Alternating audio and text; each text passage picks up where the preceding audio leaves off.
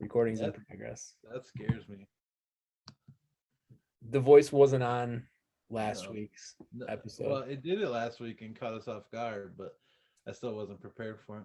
For all the viewers out there, there's a scary lady robot voice that says recording in progress when I hit record. And there it is. From what I understand, I'm on top and you're on bottom as well. The world just changed. Mike's on the side and I'm on the other side.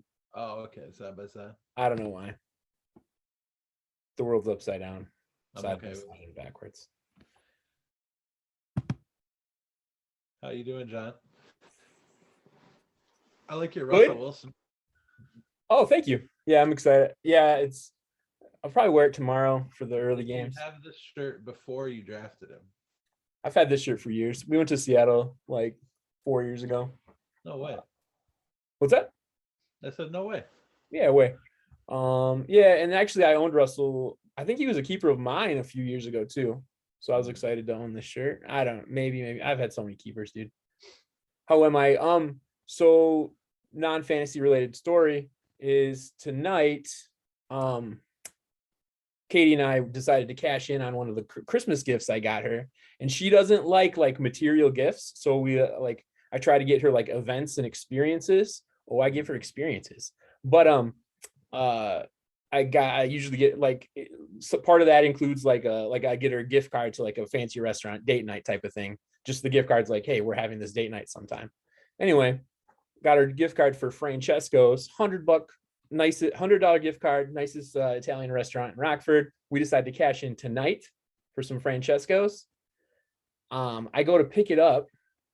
The gift card is like, they don't accept the gift card. It's invalid. What? Are you kidding me? So anyway, ultimate sadness, cranky pants. So anyway, the meal was $71. And I had my $100 gift card that they wouldn't accept. So I had a $171 Italian meal tonight. The food was good, but. So you've already paid the money for this gift card. So I paid $100 for the gift card. It's for Francesco's? For Francesco's. And why don't they accept it? Because they put it in their little reader and it says invalid. Wow. Moving on. That's how I'm doing. That's how I'm doing right now tonight. I think there's a way you should be able to find your credit card statement that says, hey, I paid for this $100 exactly on this date. Right. Francesco's is literally half an hour away from my that's not true. There's going to be some emailing. There should be there could be some emailing, but I don't want a fucking headache. Anyway, that's it. That's how it's going.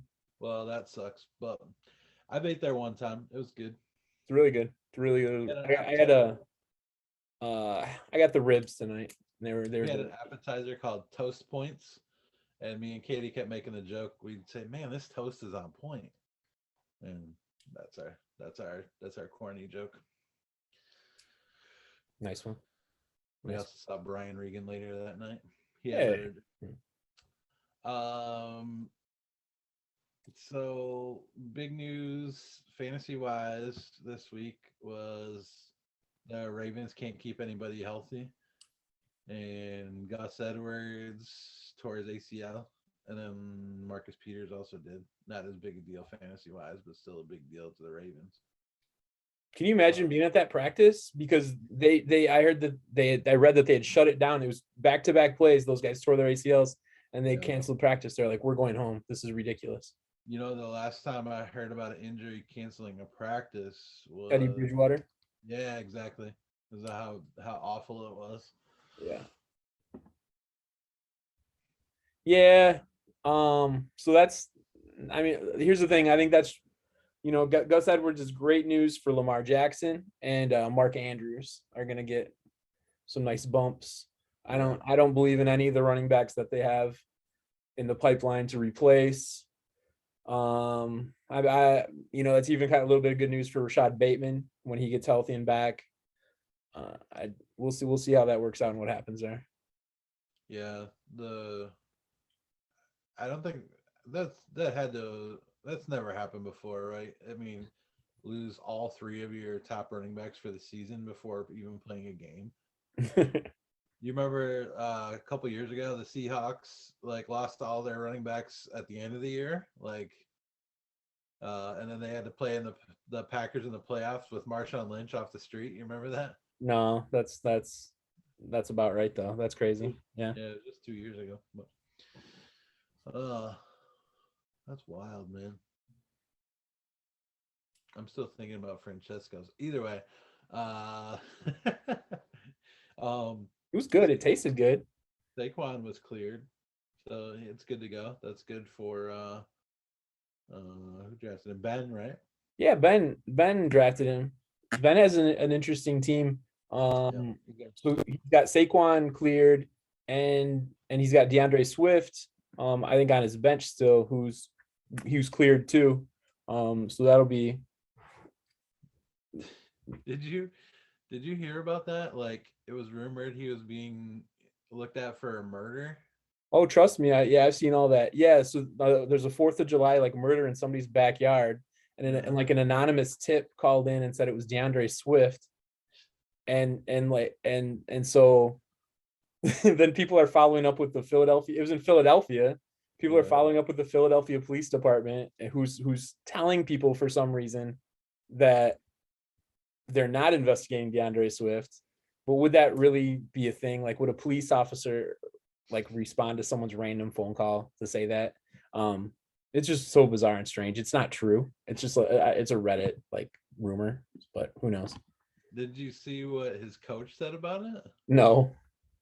His coach, what's his name? Dan Campbell. He said that he thinks it's great that he has somebody on his team that people feel capable of him knocking somebody off, like that he's capable of taking somebody out like that. Not that he would want him to do that, but they think that he's capable of it. He kind of likes it. Dan Campbell's out of his mind, and I look forward to his ridiculous comments about like punching people in the knees throughout the season. He's a psychopath. What a psychopath. Dan Campbell, everybody. Oh man. He's a blessing to the NFC North.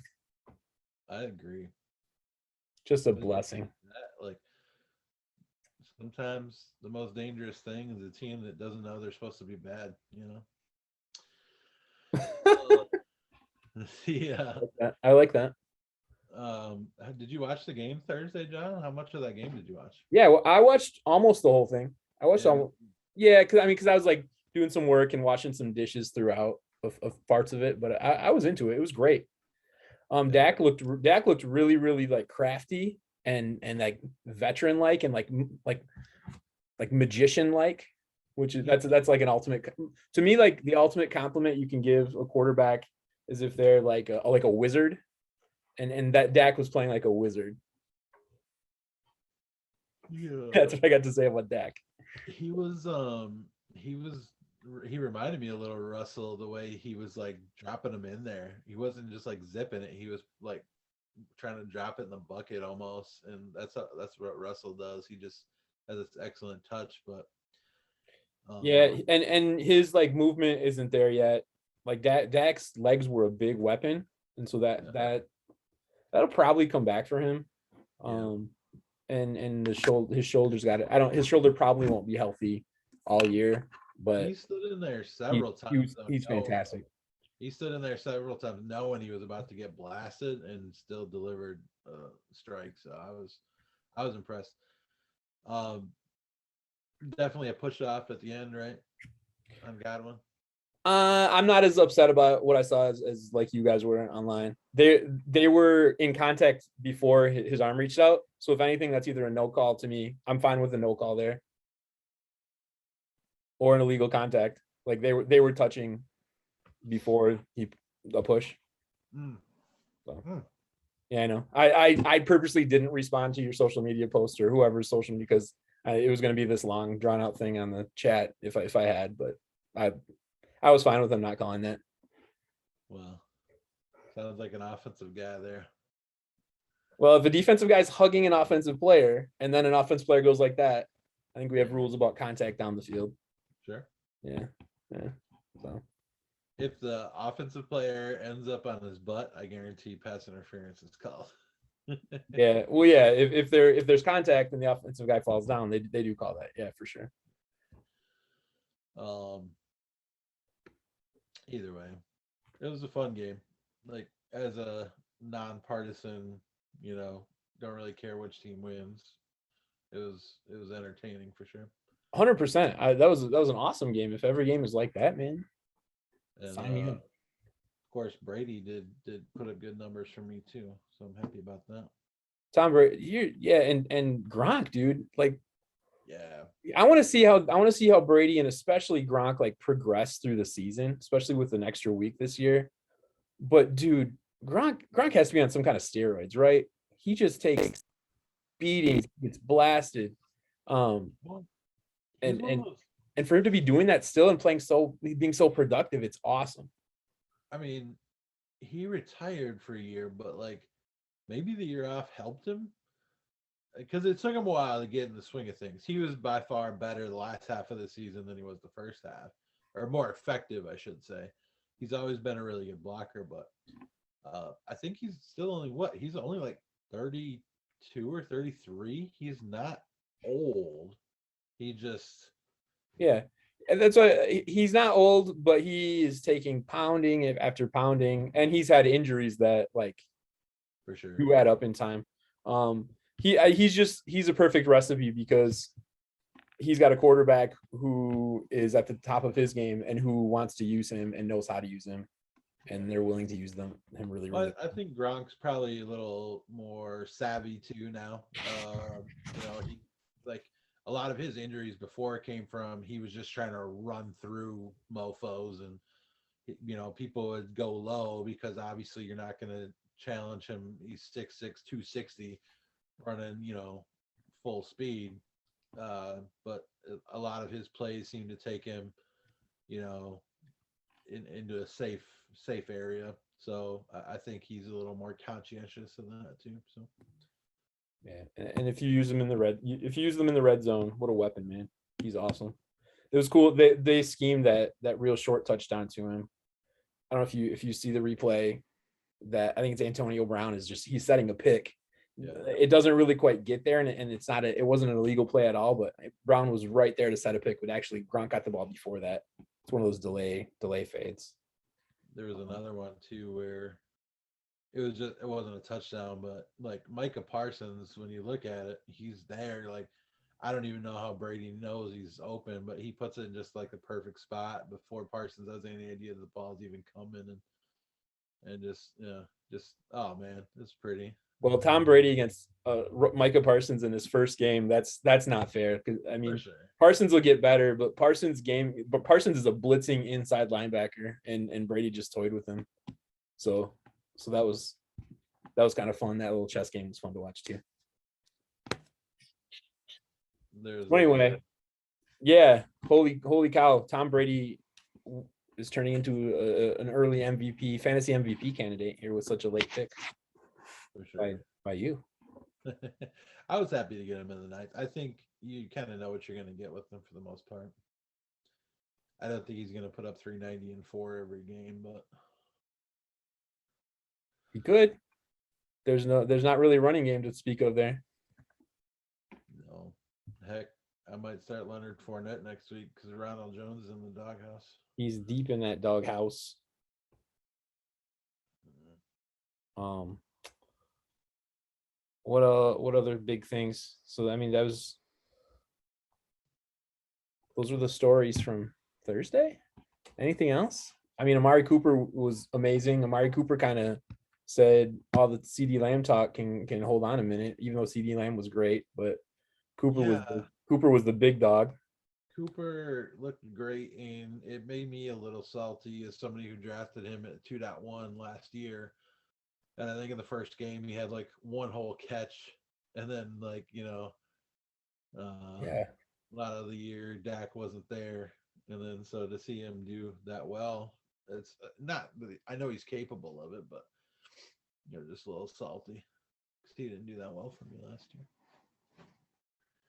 Worked out okay. yeah, it's kind of cool. It's crazy how like past fantasy can create bias and all that. So I'm trying to think of an example for me, but I have so many guys I didn't keep or whatever, so that I like selfishly don't want to see them have success, even though they're really good and I actually really like them as players. I want to read my favorite tweet from Thursday night. This comes from Dusty Evely. He does a lot of stuff for the Packers. He said, "You know that Michael Bay movie, The Island, where super rich people keep an island containing their clones so they can harvest their organs or whatever they need? Anyways, Tom Brady's playing well tonight." Jesus, I okay. Anyway,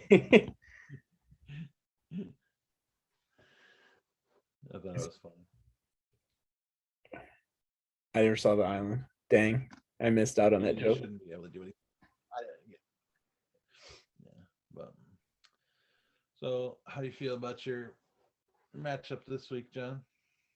Oh, my fantasy football team sends me into a deep dark depression, especially after I play against Dak, who goes off for 90 points on Thursday night, and Mike Evans only scores 9 offensive points, but he did get me a tackle, so I'm on the board for 14. How's my team?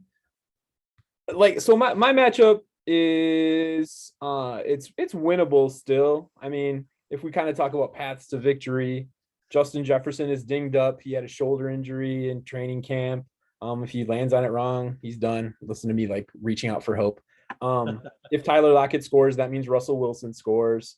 Tyler Lockett's really like hit or miss, hot and cold. So if he's a cold day, that's a chance. Saquon Barkley's going to play, but he's a little dinged up.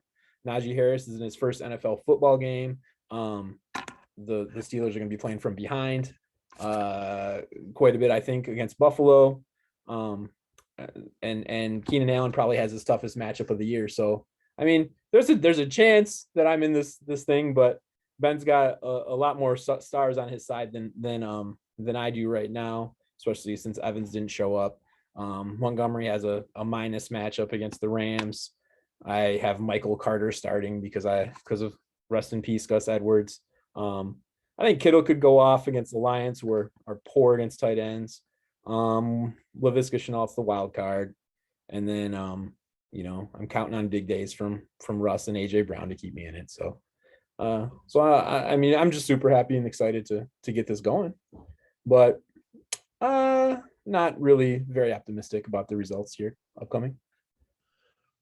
Yeah, I think even if you have a couple good players play well, I think you still would need something big to happen. Like the ultimate equalizer is always a defensive touchdown, but you never know.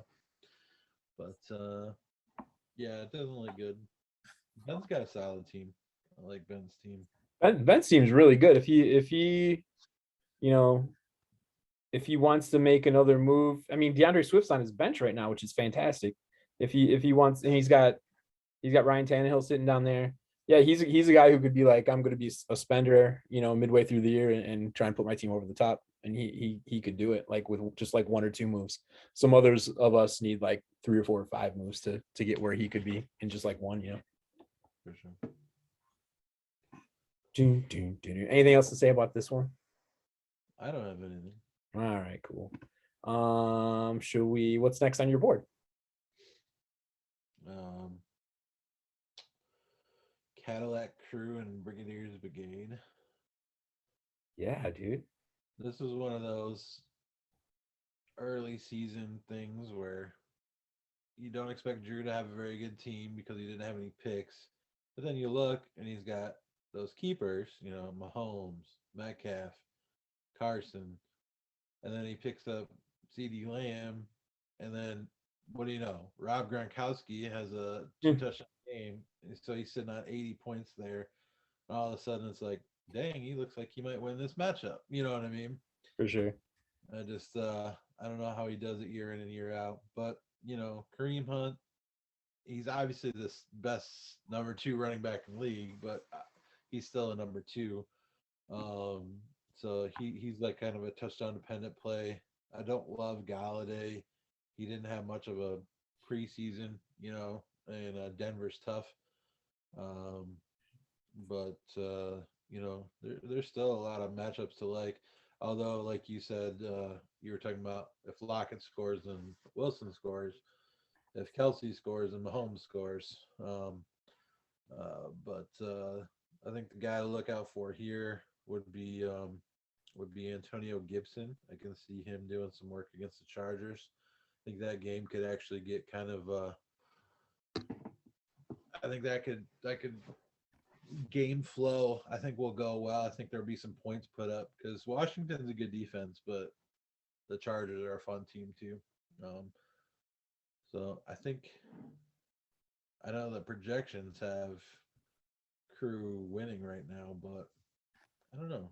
I see Brigadier as a win here. For this week, I like Drew's in this one. Like dude, I mentioned this at the draft. I'm all aboard the Redskins this year. And I think their defense is fantastic, especially their front seven. So I think they're gonna limit Eckler and Herbert. And I think that'll be the deciding factor. Yeah. I'm kind of calling sophomore slump for Justin Herbert. Are you? Not a ton of like evidence to back that up, but that's like a gut feeling. I can see it. I know what you mean. A lot of people like were not sure, like me myself included. I wasn't high on him as a rookie. He was one of those guys that kind of won me over, but um, yeah, yeah, I mean, Drew's already got 3 offensive touchdowns in the bag Yeah, dude, it's sick. with guys that are most likely going to score more touchdowns. So I yeah, also and I'm hoping to be wrong with this, and I could be wrong. I feel like Allen Robinson's really limited this week. He didn't play all preseason, and Andy Dalton is lost all preseason, and their Bears Chicago's offensive line is not there. So um, I'm not expecting anything from Robinson this week. I'm sure Ramsey will be lining up against him for the most of the part too.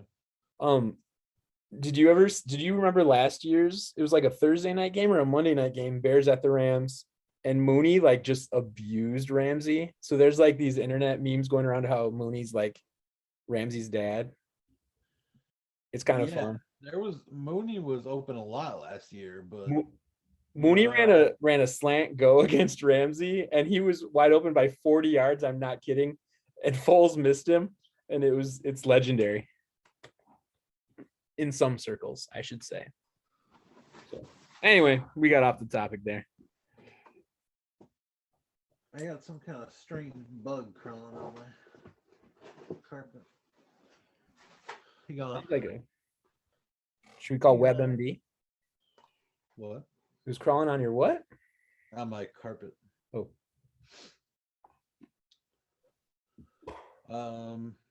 What do we think about finding Debo and White Thunder? this is a really interesting matchup. Yeah. Let me look at it quick. I'm just pulling it up. Let's see. Trying to find a story. So I mean that kind of transitions us to he's starting Darnell Mooney here, who has the questionable tag. I didn't know anything was wrong with him. Zeke Elliott, I think the big thing here is Zeke's 11 points. It was so disappointing, especially at the goal line when he couldn't make I think you texted that he couldn't make the corner miss and he got stopped short of the goal line. I'm excited to see Mike Davis get featured for Atlanta. And then TJ Hawkinson, I think, is going to be a big target for Detroit because they really don't have any other people to throw to. And so that'll be a good one too. And just personally in my eyes on Juju, because Juju was like my last cut as far as keepers go. And I kept Chenault over Juju. So I'm curious to see how he plays. Holy moly, though, Antonio Brown for finding Debo, 61 points. Looked like Steelers Antonio Brown. And so there's you have a big game and you could be a big underdog and you got a chance to win. No kidding. Yeah, like Zeke didn't do much to support my theory that Kyle did the right thing by drafting him when you said that maybe he should have taken Kelsey there. Yikes, that was not a good look, but yeah, this is a big matchup for both these guys early on because when you start off if you start off, 2-0 or 3-0, it makes you just want to make that move and do something crazy. So this is a big matchup early on for both. Right on. Um, just kind of looking at all the matchups in general, I want the people in my division to lose so that I can stay like in the division race. But I think my entire division has a chance to go 0 for all of our games this week. So that would be sad too. So I secretly want our division to win games. You know what I mean? To have some respect here. Yeah. And so I'm always a little bit torn about what to do and what to watch. So speaking of being excited to see like Julio Jones, like, I mean, dude, who's to say he doesn't have like a Gronk game and with 3 touchdowns easy in a half? He's capable of that stuff too. So He doesn't want to hear people say he's old and washed up, and the Falcons didn't want him no more. He's got something to prove. And he's got AJ Brown to take the pressure off. So and I don't think there's any qualified defensive backs in Arizona. Put it that way. okay, I like him. Corners, we'll say corners and nickel corners. Buda's all right. Buda's all right, but I don't think he's gonna be covering Julio. I don't think so either. Yeah. All right. What's next on our list here? I got the Dom and Phil, and that's the only game that didn't have like a score from Thursday night. Nice. Luckily for Phil, because if he'd have played Ronald Jones, he would have got negative points.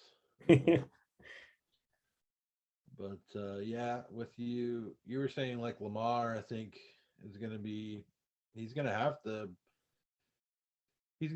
touch the ball more, like, but they probably don't want to run him a ton because they don't want to get him hurt. So Right. is throw more? I don't know. It's interesting. It's very interesting to see what'll happen. But yeah. This is a pretty tasty matchup, though. I think there's a lot of good stuff going on here. Like, obviously, I'd give the nod to Lamar over Cousins, but Cousins against Cincinnati could have a big game. Um, so yeah, I like it. Obviously the matchup of McCaffrey and Cook to see the 1 and 2 pick. Um, Nice. That's true. That's awesome. We'll get to see if Phil regrets taking Cook over CMC right away. That nice. I didn't even think of that. That's funny. Phil should also be excited because this is probably the only time he gets to use a healthy Raheem Mostert in his lineup. So enjoy it while it lasts there, Phil. Hope he plays more than a quarter for you. Yeah.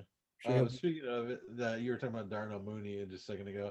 It says questionable, but it said he practiced in full. So yeah. I hadn't heard anything that would say that he might even be missing. I heard this has nothing. I'm seeing James Robinson in Dom's lineup. Yeah. I had heard this wild stat that I'll have to follow up on maybe on the group chat, that because I was thinking about Laviska Shenault with the Jags this week. Houston last year only faced 3 receiver sets, like 154 plays last year. That's not an exact number, but I heard it and I'll follow up later. Because their defense against like 2 tight ends, 1 receiver, 2 tight ends, like those kinds of packages was so poor, like teams didn't run 3 wide out. I think it's a big game for James Robinson this week. Logan Thomas falls into my storyline of Washington's going to be awesome. I think that Nick Chubb is the key to beating Kansas City. We're going to control the ball and run it down their throats a little bit. Chicago's defensive backs are really not awe-inspiring, so Bob Woods is going to have a game. I am picking Dom in this one, even though I love the players that Phil has. Yeah. I think he has more proven like guys, even though obviously I think Waller is could be a big mismatch, but guys like Hardman and Mostert, you have to wonder with because even Mostert being fully healthy, they're still going to run all 3 guys. You know what I mean? Mm-hmm. Like that's just what they do there. But yeah, there's some fun there's some fun plays there for both teams. I think this week for Dom, I think maybe DJ Moore takes a back seat to Robbie Anderson. They got the revenge route going in Carolina Yep. with Right. Darnold to Anderson. But other than that, there's a lot to like on his side. When you get James Robinson in your flex, that's pretty nice. Um, I think part of it comes down to, this is one of those interesting games where, let's say Minnesota gets to the 4-yard line. Do they pass with Cousins and then Dom gets the points, or do they get the ball to Dalvin and then Phil gets the points? It's like two possessions could swing this game. 2 trips into the red zone, maybe even one. for sure. Football's awesome. It is. Oh man. How about anything more you want to say about that one?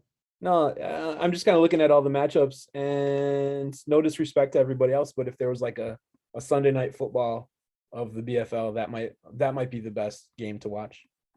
Okay. We might put that one in prime time. Well, I think All right, or should we say balls first against Seth? well, no, I think Be the the prime highest time game. score on the docket right now is actually Withers and Dirtballs. 553 to 529. That's pretty epic. That's not as sexy though. It's not as sexy. It doesn't have the 1.1 against 1.2. True. That's true. You know, no one's trying to watch Myles Gaskin on Sunday Night Football. I loves him some Miles Gaskins and Fred Warner. Are we talking about that game now? I'm looking at that match. This high scoring affair? It's I'm trying to see where all these points are coming for. 98 from Amari Cooper and 60 from Godwin. Would have been more if he didn't fumble the ball away on the 2-yard line. Or drop another one. I know that Collinsworth was saying that's a difficult catch, but that's a catch that an NFL receiver needs to make every time. Yep. He's had drops. He's going back to late last year, but I think Josh Allen actually has a tough matchup. Pittsburgh early season was great. They get pressure better than anyone. TJ Watt just got his money. He's going to go out there and show why he's the highest paid defensive player. So yeah, I think this is a tough matchup early on for the Bills. Everybody remembers that late season debacle, but this is early season Steelers here. So I think it might go different this time around. Hurts at Atlanta. I don't love Hurts, but there could be some points put up in that game. So he's got Ridley and he's got Hurts. If there's a lot of points in that game, odds are his guys are scoring. So all in all, man, I don't know. This is a close game. I think I might pick Nate actually. I'm leaning to Nate also.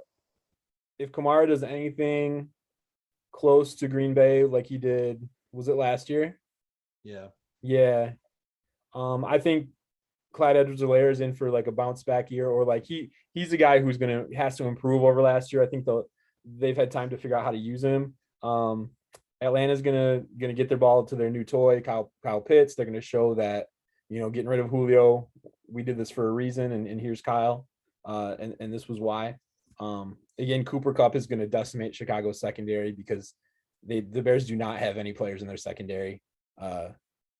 Has anybody seen Eddie Jackson in like 3 years? I haven't. That's an exaggeration, but good Lord. And so I like the Atlanta Falcons. I mean, the dirt balls. I just said that because he has Ridley and Kyle Pitts, and it's late. I'm downplaying Mixon a little bit this week. I think that one of the biggest upgrades to the NFC North that no one's talking about is Minnesota's Michael Pierce coming back. They signed him last year. He didn't play for COVID. He's gonna clog up that middle, and he's gonna shut down a lot of the running game that goes up against Minnesota. I think he's a gigantic upgrade to their defense, and he's gonna help everything across that team. So I think Mixon's gonna get held down a little bit this week. I'm curious to see how Ayuk does. Ayuk dominated last year, but especially without Kittle, and Debo was being dinged up. So I'm curious to see who the like what the pecking order is in San Fran.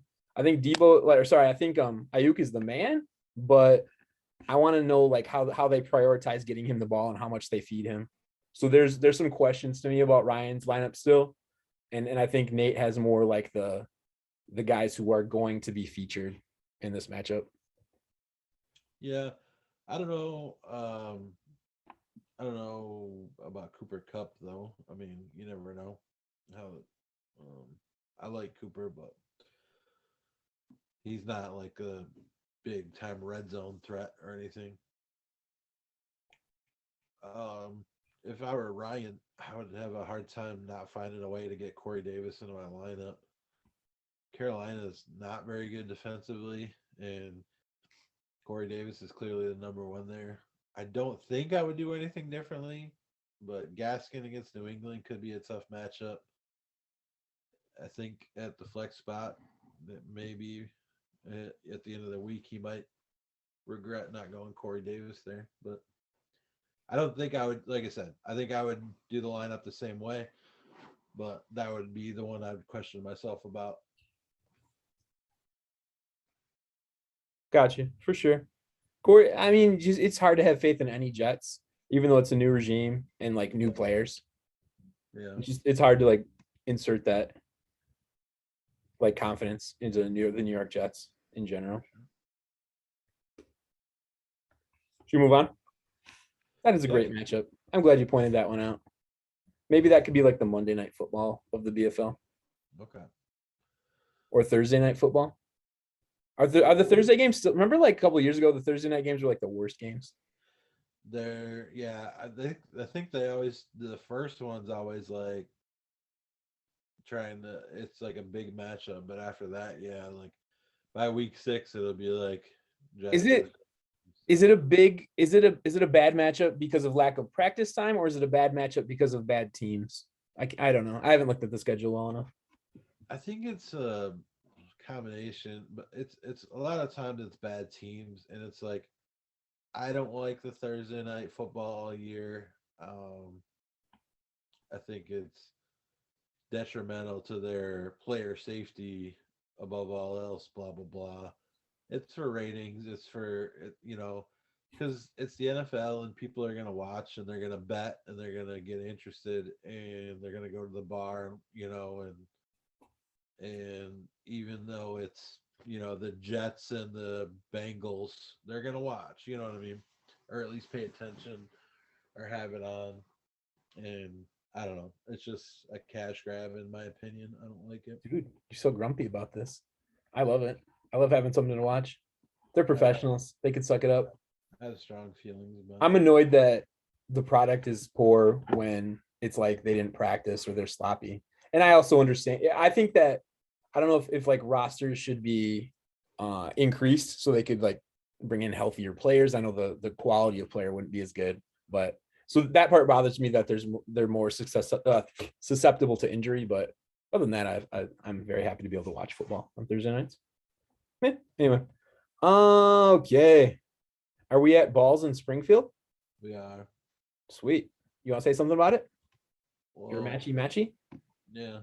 I mean, I'm excited to have 128 on the board already between Brady and Devin White. Devin White's a menace. Um, and before we started recording, we kind of talked about Seth's safety, Donovan Wilson, who was clearly on the field. He just didn't do anything. Zero. That hurts. Um, so Rodgers, the matchup is tasty. The Saints only have like four corners and one's dinged. But it's going to be hot in Jacksonville. He historically doesn't play well in Florida. Uh, it's a weird setting scenario. It's a home opener, but it's not. You know what I mean? There's like so much going on there. Don't know what to expect, but um, obviously those top three on the Seth side with Rodgers, Adams, and Hill is scary as can be. Um, But I like my matchups in the running backs better. I like Henry. I like Sanders this week against Atlanta. I even like Edmonds against Tennessee. But I gotta hope for 2 touchdowns somehow between Tanyan, Thielen, and Anderson. If I can get at least two from those three guys, I think I like my chances. Um, but you know, then again, like I said, those three guys are capable of 100 points each at any given time too. So I don't know. It'll be fun. Yeah, man. Well, I mean, especially as a Packers fan, it's got to be so painful to watch this game with Rodgers and Devontae. You're like, yay, and you're like, no. Um, No, so, no, so that's it's tricky. it's not. Um, I've never had a problem. I Like if they scored 4 touchdowns, I'll be so happy I wouldn't even care. yeah, then you'd lose in fantasy though. So then you'd I know would. Yeah. that. And that's Seth's those top three, like you said, are scary on Seth's team. His running backs are not scary. Josh Jacobs and Trey Sermon at this point are not terrifying at all. And then again, Mike Williams is, he's I don't even think he's a top option for the Chargers against a very, very tough defense on the road across country in Washington. I really like Mark Andrews. I think he's the big winner from him and Lamar, the big winners from the Gus Edwards fallout. But I don't know. Yeah, you just got to survive those top three players. Looking at your team, just Miles Sanders. This is the last chance he gets from me before he's dead to me. I think he's really good, and I know he has talent, but he hasn't put it together to my liking to be like, oh, I have so much confidence in him. But as a number two, you could do a lot worse, and so I mean that's just fine. I'm just saying, to me, he's not a league winner for you yet. no. Edmonds might be. Who knows? Yeah. Yeah. I went with my keepers. Like I don't did you see any of the things Nate put on Twitter about breaking down the teams and his like Yeah. how he Yeah. I think had I saw me some of them. he had me second to last. And that's all right. I think he was low on me last year too. Um Kiss my ring. And but he was talking about curious that I would not keep Thielen, but then draft him in the third round. I I like the long term viability of Sutton and Edmonds over Thielen. I think Thielen's window here as a potential third round pick in our league is getting smaller and smaller. He's what, like 32. He's never been the fastest guy. Justin Jefferson's obviously going to take over as the top target getter there at some point, and they got Dalvin too. So I just thought I had a bunch of guys that I liked leading up to that pick, but I felt like by the time it got there, he was probably the only guy that made sense to me at that pick. So Yeah. Well, just saying something about that. I think one of the first rules of like deciding on who you keep is, will I be able to get this guy back? yeah, And you didn't keep Thielen, and you got him back. So yeah, that's in a sense, I'm like, happy he's on my that's it. team. Yeah. Yeah. Yeah. Yeah. Perfect. Right on. So Who has Chase or no, Jamar Chase? Goody. yeah, He's not starting him, is he? I don't think so. Did you No. see Jamar Chase tweeted 1-0? And then one of the like a no name on the like, it was on like Thursday. He tweeted 1-0, and a no name like DB on the Vikings said cocaine is a hell of a drug. He tweeted at him. So that's fun. Yay. That's hilarious. Awesome. Did we miss any? Do we got everybody? I think so. Yeah. I think we did too. Um, ridiculous to see who like is amazing this week and who like the big waiver wire scramble is for. Can't wait. I think there are going to be some high scores that aren't rostered right now. I mean, we'll look at the quarterbacks that aren't on a team right now. I remember I remember certain wide receivers rookie year. Um, he came out in the first game, had a huge first game, and there was like this big rush to get him. And I think the assassin ended up getting him, and it was like, who cares? It's like, who's ever heard of Anquan Bolden?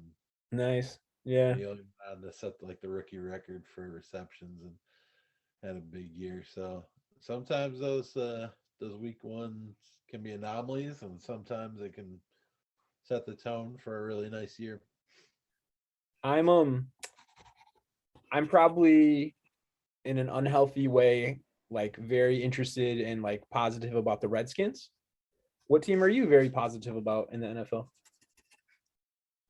Um, as far as like Like that a made like out. a not a top team, not a favorite. Um,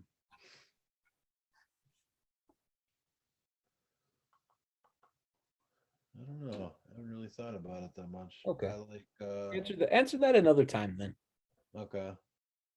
Anyone watching this, put it your team in the comments There you after you like and subscribe. go.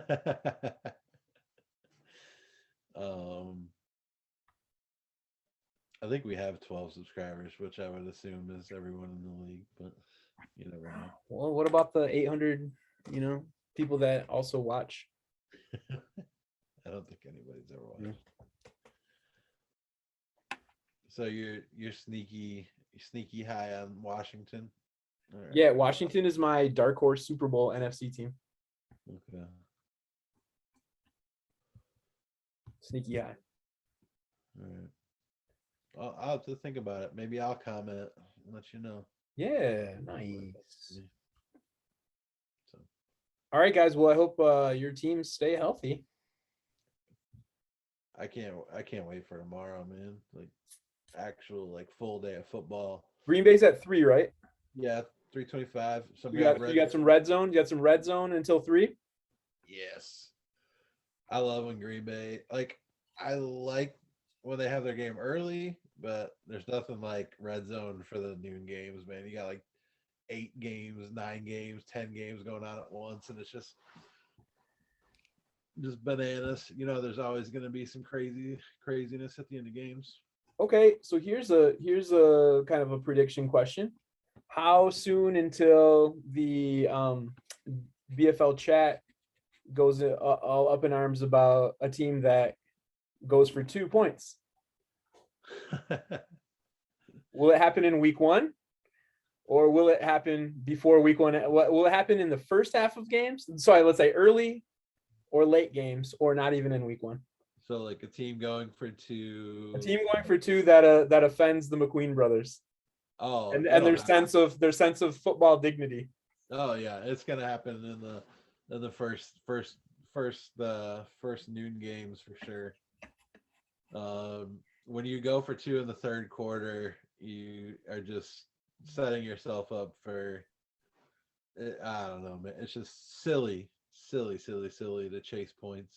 In my opinion, the risk reward is just it's not worth it. Well, I look forward to that happening early and often. Just don't. And I Just and I hope it's the Packers that do it. and everybody understand in the group chat. Everybody knows this about texting, but it's still hard to not be offended. You can't get tone via text.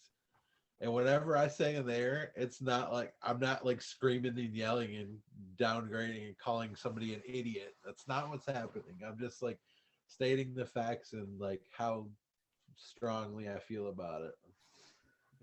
It has nothing to do with you personally or anything. I'm not attacking you on a personal or emotional level. So They should just make kickers like not even a part of football anymore. but then we wouldn't have the Pat McAfee show, and that would be sad.